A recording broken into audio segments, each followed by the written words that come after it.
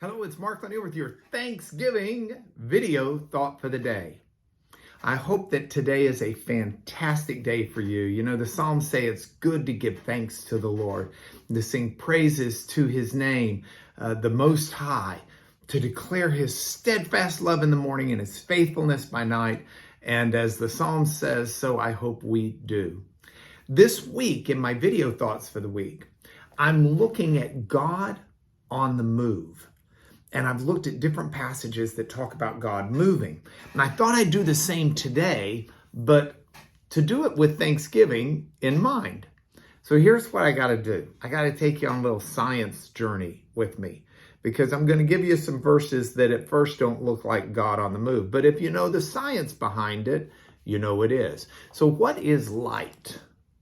Light are basically waves that are moving through space that make impressions upon our eyes, that bounce off of different items in different ways to reflect a certain light that's not absorbed by the item. Light is itself motion. So if we accept that light is motion, I got two verses for you this Thanksgiving Day. God on the move. And the first one is found in the Psalms. And it's Psalm 18, verse 28. Now that passage says that the Lord is my lamp, that God, the Lord my God, illuminates or illumines my darkness. In other words, moving God produces illumination in darkness. God is that motion, is that force by which we are able to see things that we otherwise could not see. This world lives in darkness. And it is the movement of God in this world that brings light to that darkness. It is the movement of God, not only in which we see things, but by which we see things.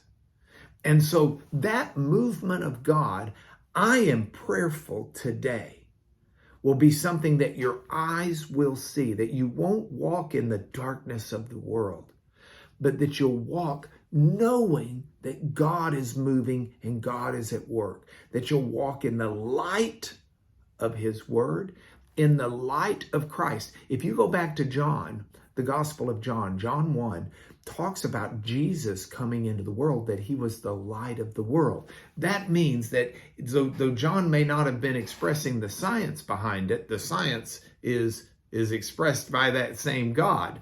It's very good with the science. Jesus came into the world, and that was God moving in a way that illuminates the darkness.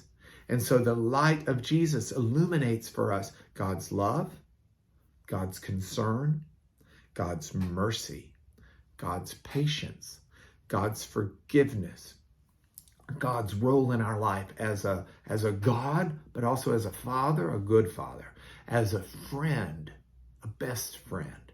All of that's illuminated by Jesus, who was God on the move among us. And that brings me to my second verse that I want you to have today as Thanksgiving is here. And that's what Paul wrote to the Ephesians.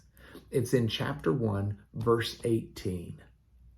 And Paul said that he said to the Ephesians, I pray that the eyes of your heart may be enlightened, so that you will know what is the hope of his calling.